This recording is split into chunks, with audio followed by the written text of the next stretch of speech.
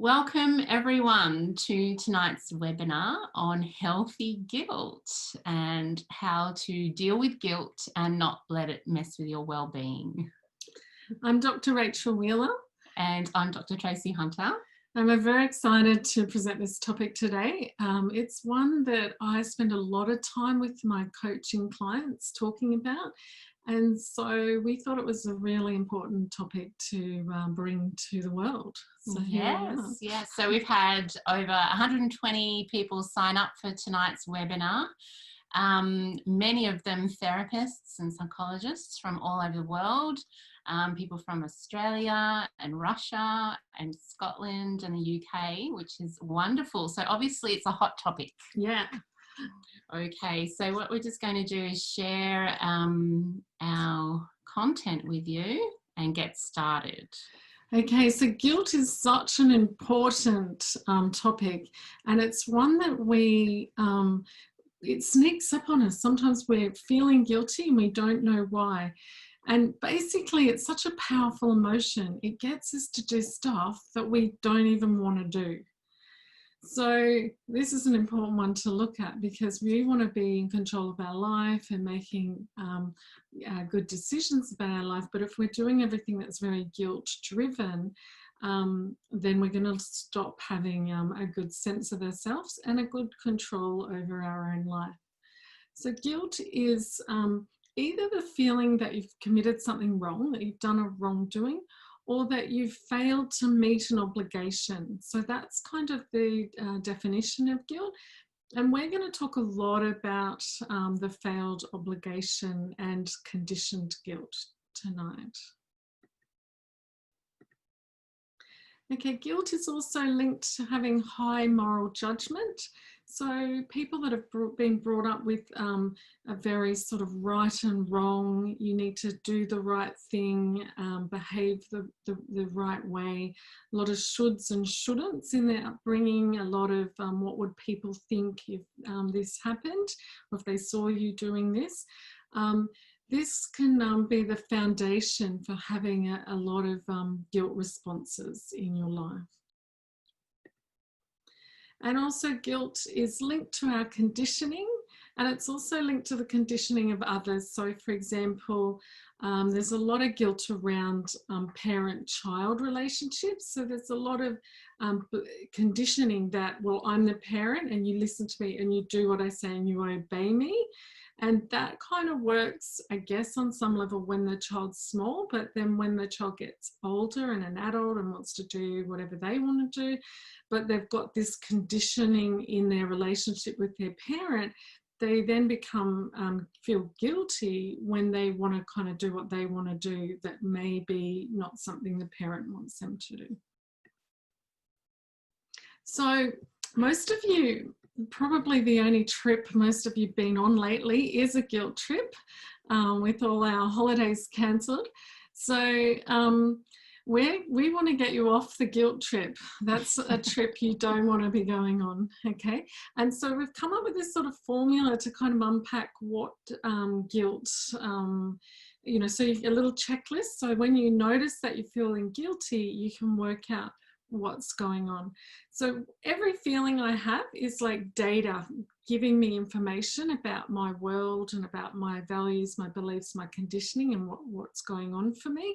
So when I feel guilty, I take it very seriously. I want to know what's going on for me so I can work out, have I done something wrong? Is it because of my unhealed core beliefs and patterns in my life? Is it from my archetypal conditioning? Or is it that someone's trying to get me to do something I don't want to do and they really want me to do, which is kind of what we're calling manipulated guilt.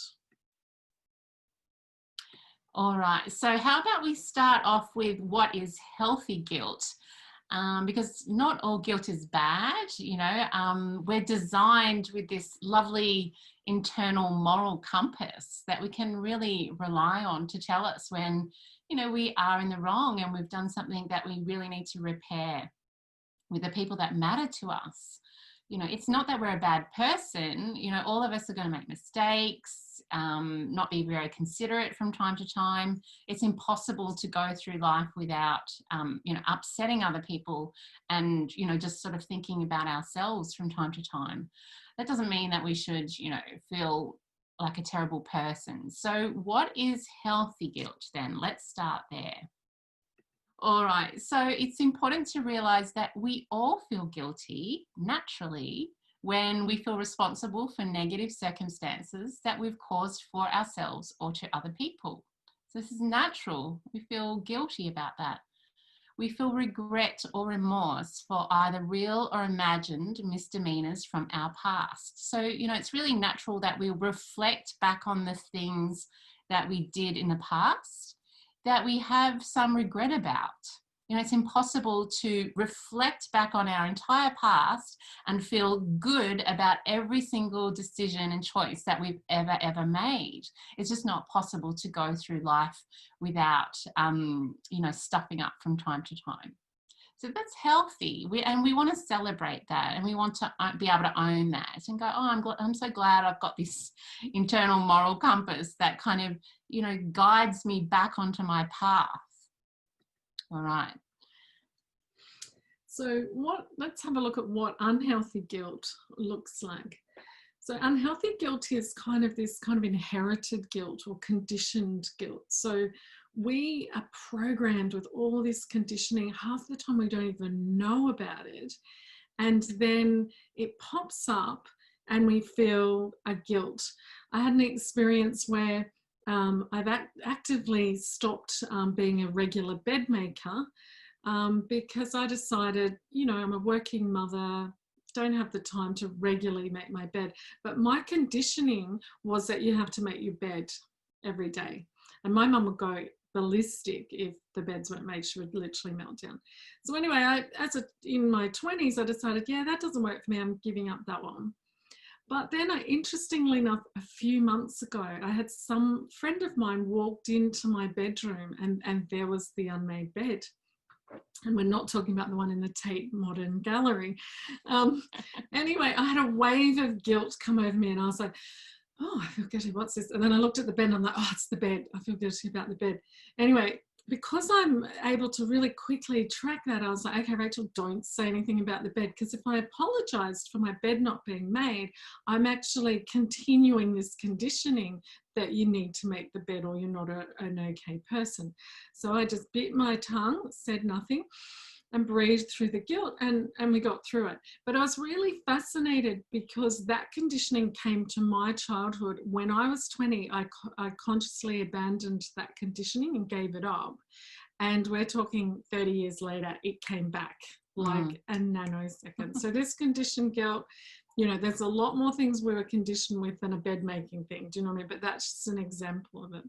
We also have a lot of unhealed patterns and schemas that make us more susceptible to guilt. So there's certain schemas that are just like, you know, really preempts us for being guilt magnets and massive guilt trippers. So we're going to talk more about that. And then there's also the manipulative guilt. So this is when someone's trying to get us to do what they want us to do. And it might be their conditioning that it's the right thing and they might really believe in it, but it might be our conditioning that it's, or our choice that it's not right for us. And then we have that sort of battle about doing the right thing by yourself or pleasing other people all the time.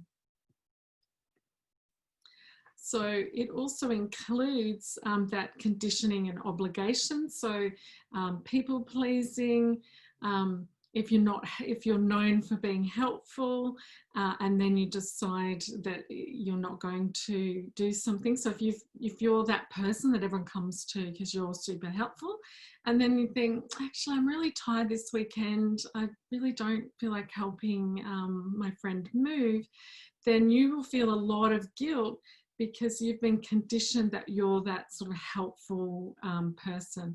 Also, if you've learnt to placate others, so sometimes in our childhood, we might have been in a chaotic kind of situation, which then causes us to learn that placating others is quite important. And then when we decide, actually, I don't want to placate them. I'm only doing that because I'm trying to placate them. My truth is not to do that. Then you will feel some guilt flowing in initially. Okay, we also have unhealthy guilt when we feel guilty that we haven't responded in our sort of perfect stereotypical fashion. So if you're always that dependable one, always initiate the contact, or always drop everything for everyone else, and then you start feeling resentful, maybe burnt out, maybe, you know, just this isn't working for me anymore, and you start putting boundaries around that, you will feel a sense of guilt that you're maybe even feel selfish. That's kind of a big emotion that goes with guilt. So a lot of people have been conditioned that selfishness is not good, and so they'll do stuff they don't want to do so that they don't feel this selfishness. Unhealthy guilt is also is when you can't cope with seeing other people suffer, and you have this high sensitivity to other people's suffering. And funnily enough, when you have that really high sensitivity to other people's suffering, you probably attract people that are a little bit more kind of needy, bit more victimy, and it really kind of triggers in to your self-sacrificing schemas and your need to rescue. So this is a really important one to identify, that it might be just your rescuing trigger going off. And so it is normal for people to have disappointments and challenges and setbacks, but they're not always our responsibility. They're not our fault, and we don't have to fix them. All right, so another example of unhealthy guilt is, you know, if it's very uncomfortable for you to see other people suffer, and you might have gotten the message, say in your childhood, that you shouldn't be, you know, that you shouldn't ever feel annoyed, you know, at them, or sad, or even that, you know, you shouldn't be doing okay, or that you shouldn't be enjoying life or relaxing while other people are suffering. So you start to feel very uncomfortable around other people's emotional states, and feel like it's your job to do something to pull them out of that state. So naturally you're going to feel bad about any sort of emotional need that you might have in those moments. So this is really common in adults whose parents had unhealed trauma when they were children.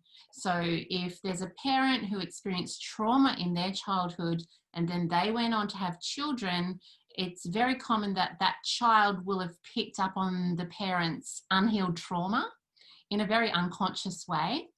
And that child will be learning how to become like a helper to that parent, or to try and cheer them up, that sort of thing.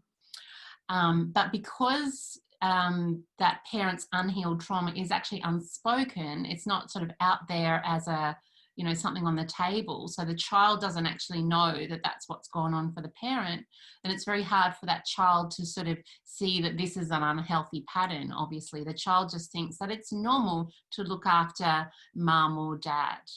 Okay, so that can result in, you know, what we might call a rescuer-victim dynamic, where one person is seen as being a victim, you know, even in the present moment, even in their adult life, as opposed to in their past. And then another person in that dynamic is meant to come along and somehow rescue them from, you know, that victimhood. And this is very unhealthy when this is a dynamic that sort of dictates how the relationship goes, because it's not based on sort of an even flow of, you know, give and take. There's not a lot of reciprocity in that dynamic. It's sort of one person with much higher needs than the other person foregoing their needs and kind of stepping in and rescuing the other person. All right.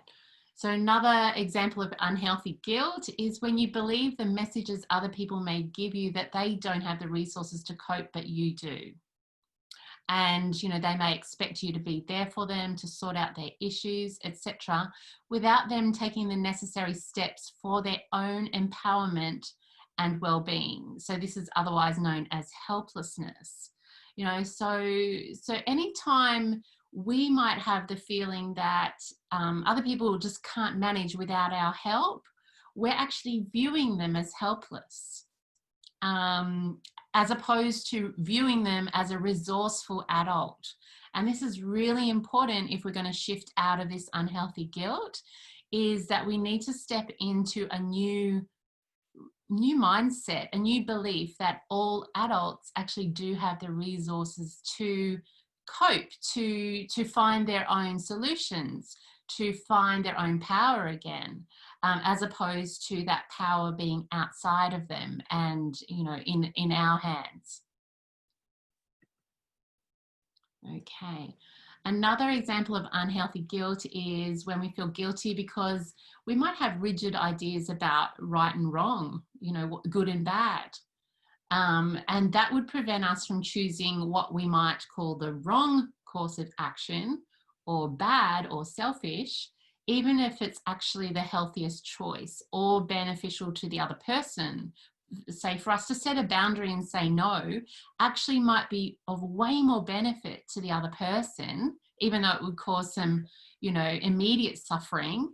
It would actually enable them to find new solutions or to tolerate the fact that sometimes people are going to say no. That's actually a very healthy experience for them, in the long term. So if we had the belief that it's wrong to say no to requests for help, I'm a good person, I'm a good therapist, if we believe that other people can't tolerate with our boundary setting, then we will get roped into this pattern. Yeah. Okay, so let's have a look at what the behaviours that we do when we feel guilty. So we get ourselves in quite a bit of a pickle with this one.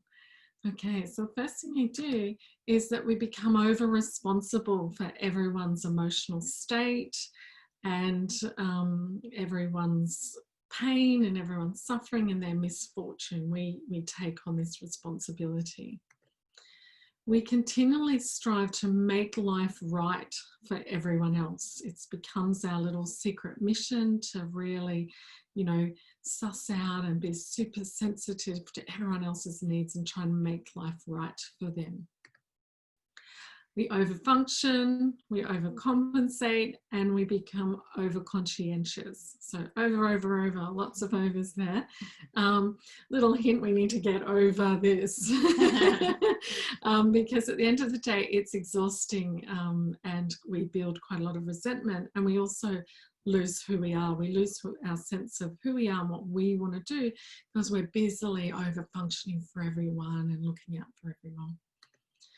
We also have poor boundaries with our time and energy, and this will have an impact on our relationships. So we don't honour our own time and energy, and then we become quite exhausted in our relationships. We are prepared to do anything to make other people happy. We ignore our own wants and needs. We make sure everyone else is happy before us. And we also see decisions through a lens of this right and wrong, so a very rigid kind of way of looking at the world.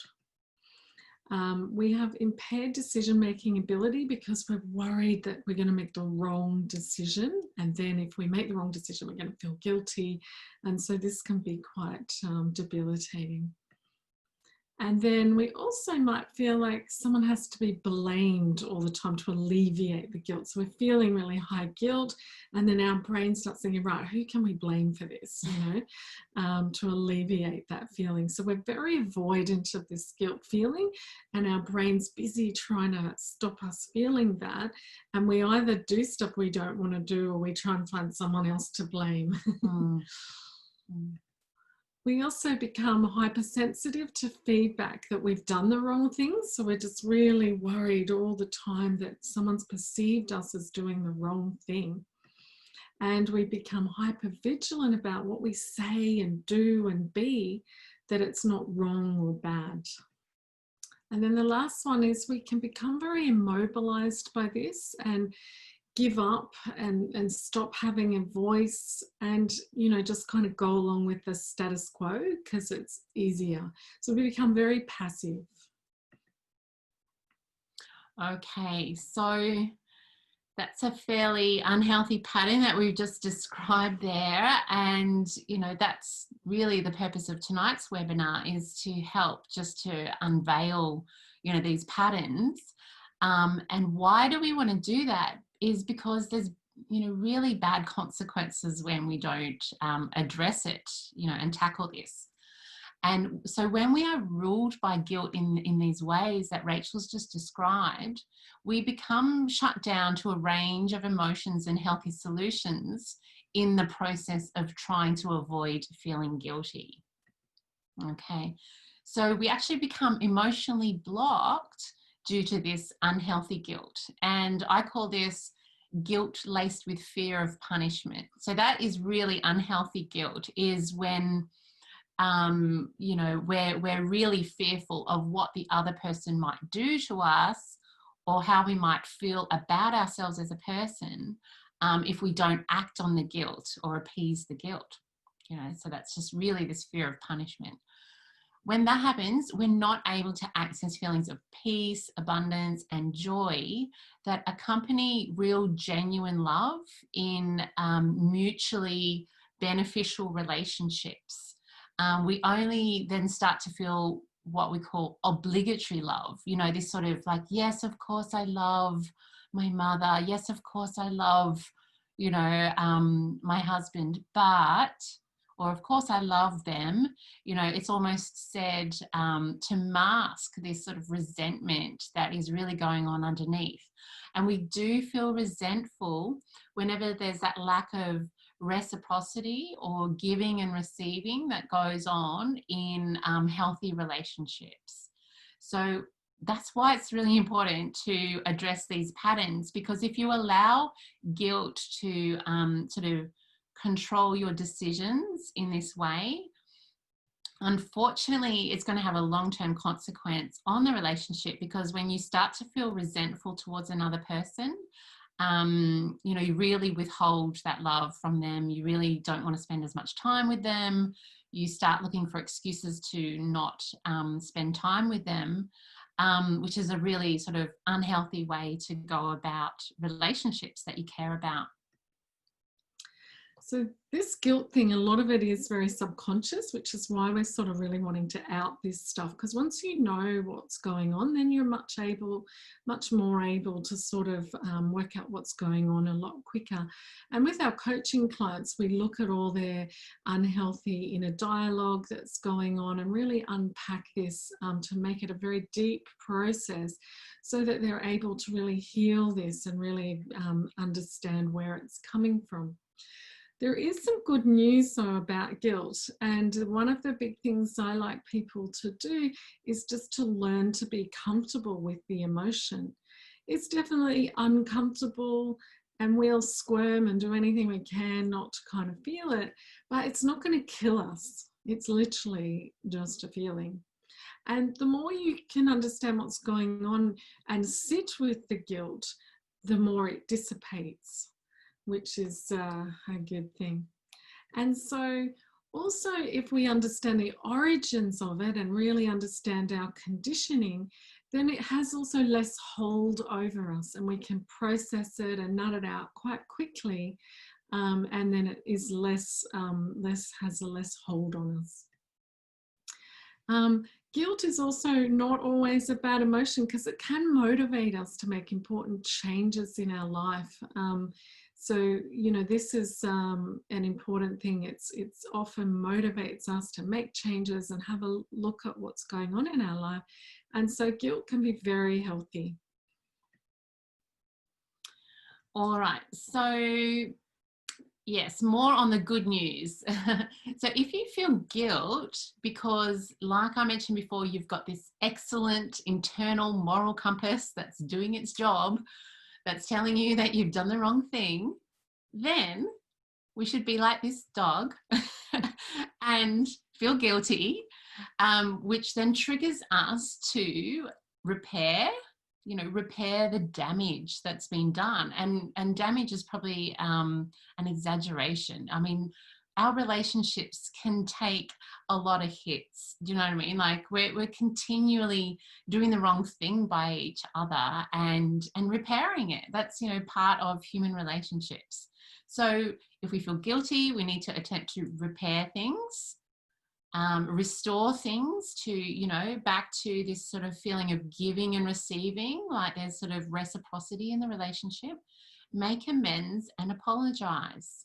It's really that simple. So when we embrace this healthy guilt, and we also get rid of any ideas about punishment, we say, I'm not interested in being punitive. I'm not going to punish someone terribly if they do the wrong thing by me, because I know that, people do that. And also I don't expect people to be punitive back to me. I think that's just not on in my relationships. I don't tolerate, if I was to go to someone and say, look, I'm really sorry. I said that I was going to catch up with you on the weekend. And, I just haven't had a weekend where I've had a lot of rest lately. And if they thought that that was a good opportunity to punish me or to sort of tell me that I'm a terrible person or a terrible friend, that's not something that I would tolerate in my relationships, because I believe in forgiveness and tolerance and a bit of grace. So you can see how we can sort of approach guilt in a much more free way when we are accepting of the fact that we're going to make mistakes from time to time, and we've got opportunities to repair it.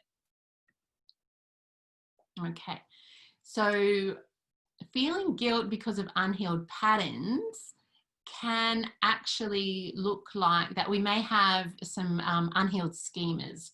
So if we've got high self-sacrifice, that means we've got low levels of reciprocity. We've got low give and receive kind of flow to our relationships. So if you find that you feel like things are a bit one-sided, or when's it going to be my turn, or I'm always concerned about them and their feelings, but they don't seem to be concerned about me and my feelings, then that probably indicates some self-sacrifice to be addressed.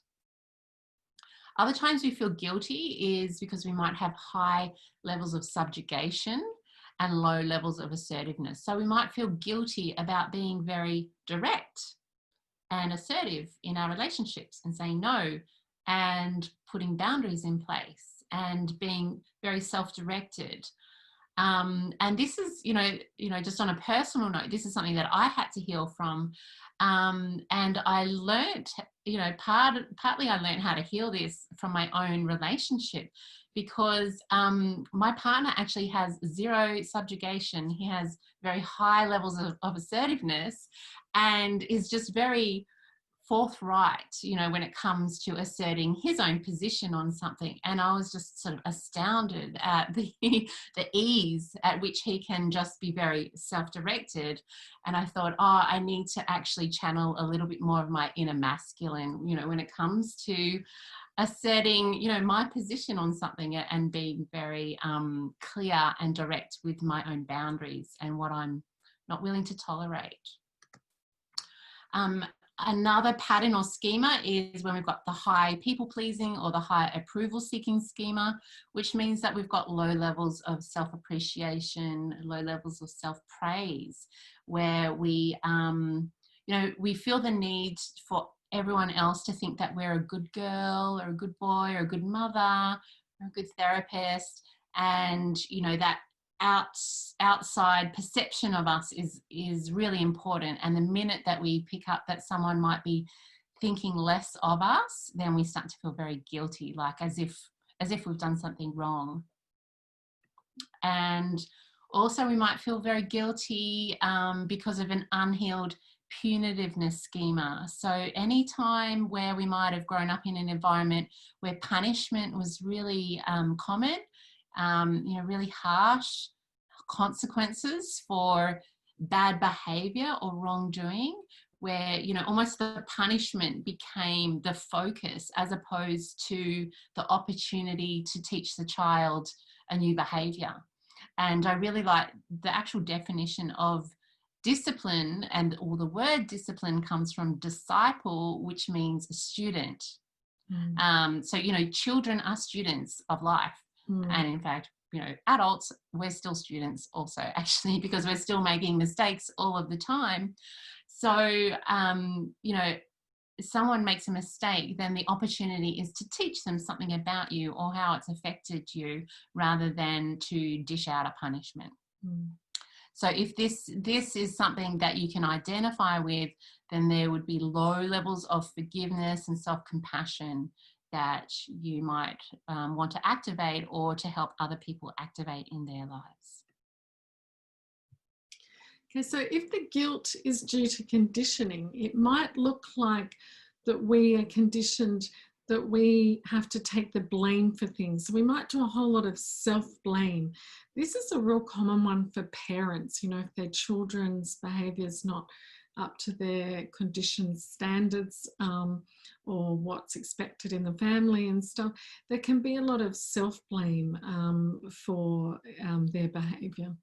We're also conditioned that there always needs to be someone to blame, that there's like a wrongdoing, people need to be punished for wrongdoings. And also there's this strong conditioning around right and wrong. So if you're trying to work out what your conditioning is, you know, really listen to when you're saying, I should, people should, they've done the wrong thing, you know, they should be punished for that, that's not okay. Listen to your conditioning, because all about this punitiveness and this right and wrong way of thinking.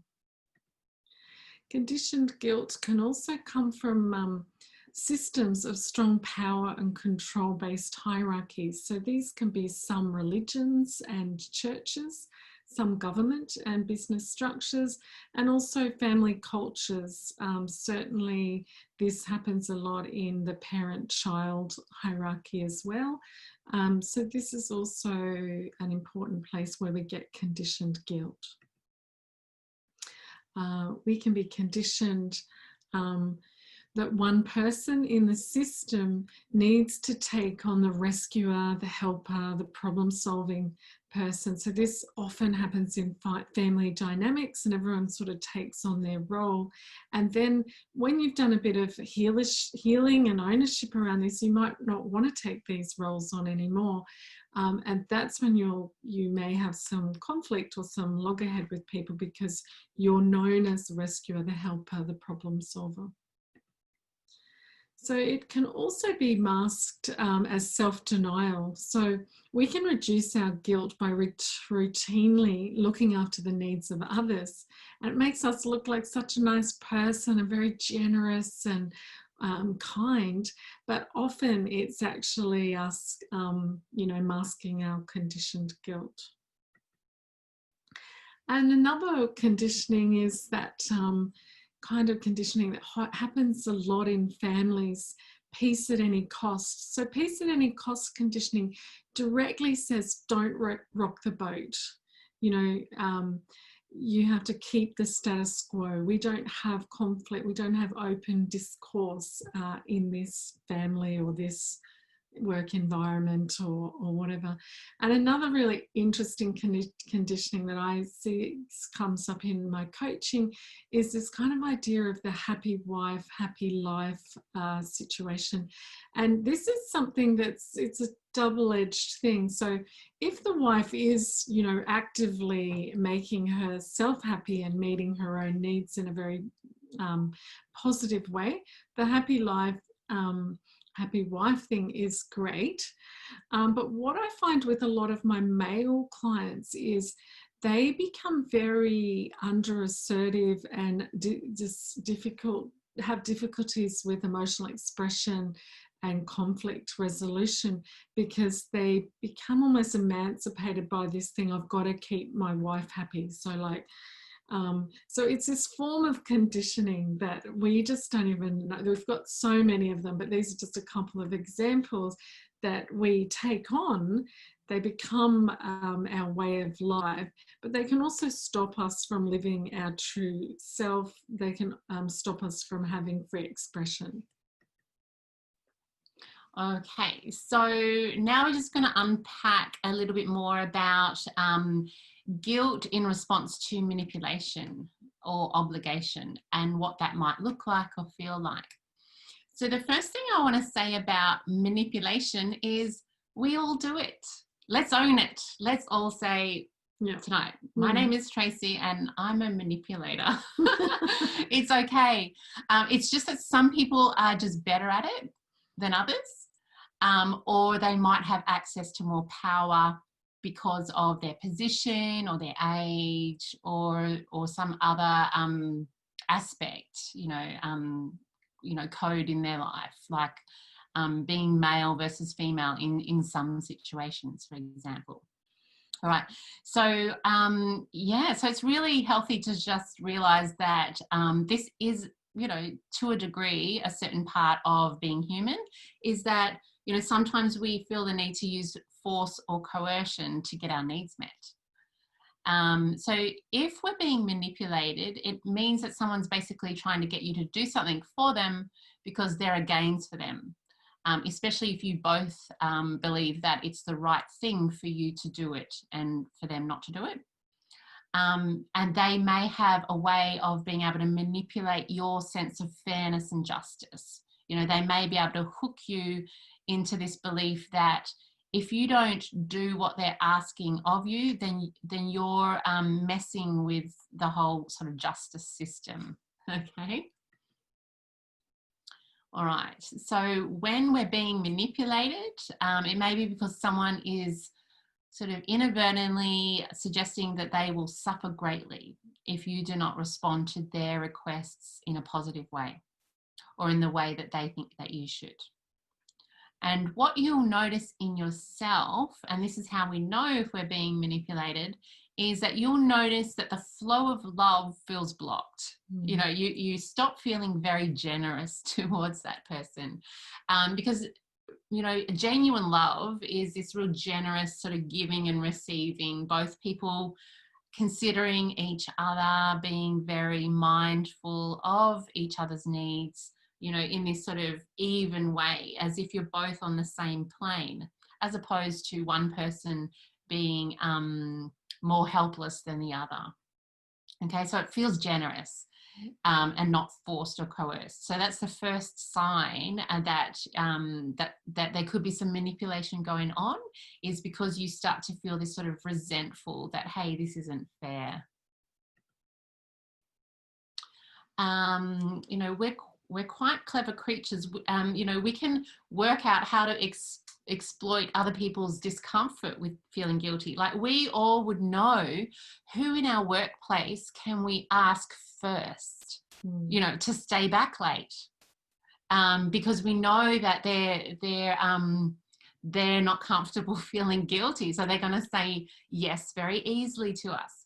And kids are great at this. My daughters know that I feel very uncomfortable with guilt because of my conditioning, but they know that my partner has zero guilt and they're not going to get an inch from him, but they know that they can kind of tug on my heartstrings. So if kids can work it out, so can adults.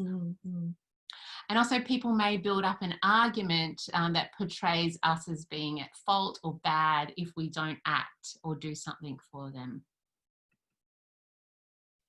And then there's extreme guilt. So this is really serious. If some people may threaten really negative consequences, like, oh, I'm going to have to go to jail if you don't do this thing for me. I'm going to end up in hospital. I'll fail school.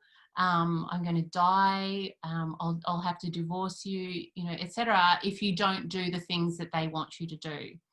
And this form of manipulation uses your guilt so that they can avoid taking action in their life and developing their own self-control and empowerment. So everyone is suffering in that equation. Yeah, the person that's being manipulated is suffering because they're feeling trapped and stuck and responsible for the other person's well-being. But the other person is also suffering because they're not learning how to step into their own power to find new solutions for their suffering and their healing. So it ends up really, really unhealthy. Okay, so understanding the origins of guilt can help you decide what to do with it. So if you've done something wrong, make amends. It's that simple. If it's to do with your coding, your childhood patterns, the unhealed core needs, then you need to work on them. You need to make this your job to heal them and embody more reciprocity, more self-compassion and forgiveness, more self-validation and self-appreciation. And these are all part of the wellbeing codes, and this is part of what we teach in our coaching and in our practice. If it's conditioned guilt, then you've got to decide if you want to still be influenced by this or pass this on to the next generation. So you really want to be careful with this conditioned guilt, because you actually got it from your generations and you could actually be handing it on to your own children.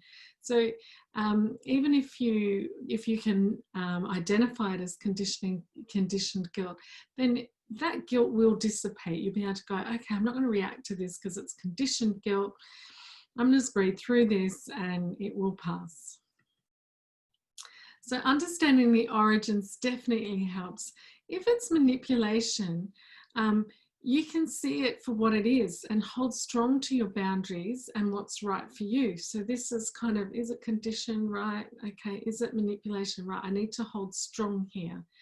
People manipulate because of their own conditioning and their own unhealed coding. So it's not because it's healthy or good for the relationship. So if you've been unwittingly manipulated by someone and you say no to the guilt, there's this kind of sense of relief that you get, but all very briefly. It's like, okay, I'm going to do this. Temporary sigh of relief, but you say no to guilt and hello to resentment. So you got to choose what emotion you're going to go with. What I find is if I breathe through the guilt and nail it and understand it for what it is, it's way less damaging than resentment. Because when I have resentment, when I've been kind of manipulated or coerced to do something I don't want to do, I have resentment towards that person. It's a big sort of trigger. If you're feeling resentment, there's some guilt going on, right? I have resentment towards that person, but I also have resentment towards myself. It's a double-edged sword. So I believe you're way better to kind of breathe through the guilt than to resent someone in your life that means something to you and also resent yourself. So learn to sit with the guilt. It's uncomfortable, but it's not going to kill you. Okay, so for those of you who might want to do a little bit more reading on this topic and you have a lot of trouble saying no to people, letting people down, I recommend reading this book, The Art of Extreme Self-Care by Cheryl Richardson. It's an excellent book. And there's actually a chapter in it called Let Me Disappoint You.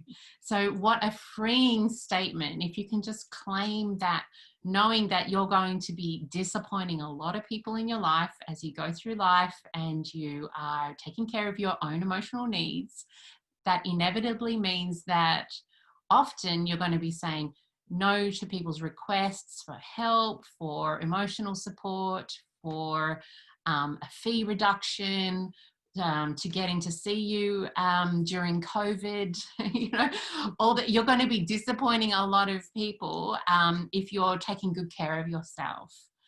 So the sooner that you can just embrace that, and perhaps read this chapter in this book, you can just learn to come to terms with the fact that feeling guilty when you care about other people is par for the course, and but to not allow guilt to actually dictate your choices, and not allow guilt to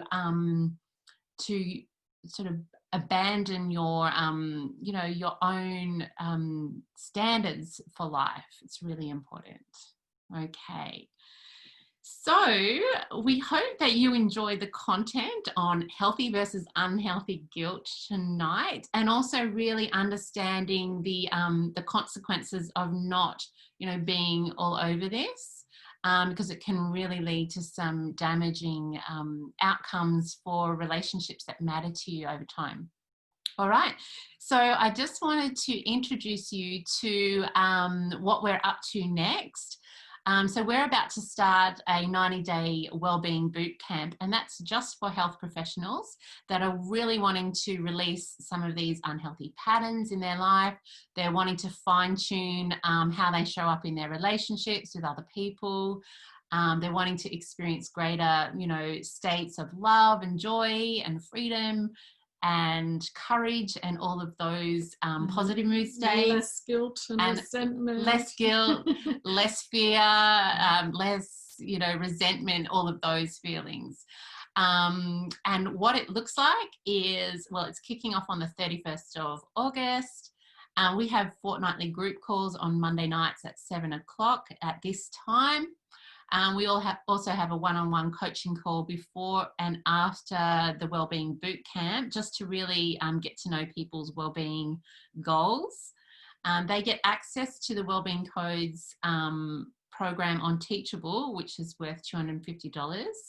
And that takes them through these 6 codes of, connection, confidence, optimism, self-appreciation, fairness, and self-discipline, which actually covers all 18 schemas. So we're really taking a very positive focus on the positive mood states that people want to access more of in their life. They also get access to a private Facebook group so that, there's sort of regular access to us through the 90 days. And we also provide, one-on-one support for anyone in the bootcamp that needs it. So the investment for the bootcamp is 997 Australian dollars, or 3 monthly payments of 337. So we think this is, the most fun, upbeat way to kind of tweak some of these patterns.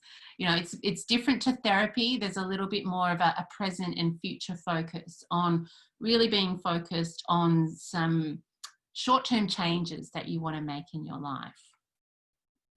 All right, so so in terms of if that is something that is of interest to anyone here on the call, we've still got a couple of spots left. I'm just going to paste in the chat box. That's for anyone who wants to check out what that's all about, find out a little bit more about it. That's where you can go to take a look at that.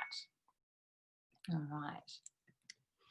Okay, and we've got some other exciting news tonight. We are starting our Wellbeing Hub, which is a membership site. And we've had a lot of interest in people getting sort of more access to what we're doing. And so the membership site is a private membership group, and we're going to have monthly webinars similar to what we have done tonight. They're exclusive to the hub, so they won't be up on YouTube or anything like that. And they're very educational, very intuitive, and not sort of research based, so very practical, similar to tonight, but probably going a lot deeper than what we did. We're also, as part of the Wellbeing Hub, you get a copy of our ebook. We're going to have a private Facebook group. We're going to have regular Q&A. And we're also going to run little mini boot camps on specialty wellbeing topics. So, for example, Tracy has a specialty in intimacy and male and female energy and how that links to your kind of coding and schemas. So we're going to do little regular boot camps on that. And I've loved doing some stuff on mummy issues and daddy issues and some of that sort of childhood dynamic stuff. And so we're going to be running little kind of mini boot camps within this Wellbeing Hub. And also there's going to be handouts and resources that'll be helpful for you or if you're a therapist or psychologist, you can use them for your clients. And so it's a kind of a double-edged thing here, because you'll get your own professional development plus resources for that you can do for your clients. So this is a monthly subscription of $37, and we normally charge $37 for our webinars, and they're quite sort of popular. So we're wanting to make this a real value place for people to come and learn. We're also offering a founding members price tonight, and that's 20% off for the first 100 members. So that means it's $29.60 per month for everything that I mentioned before. Plus also we're giving away, for the first 100 members, we're giving away a mini course on the connection code. So this is going to give you a really good introduction into what the Wellbeing Codes is all about.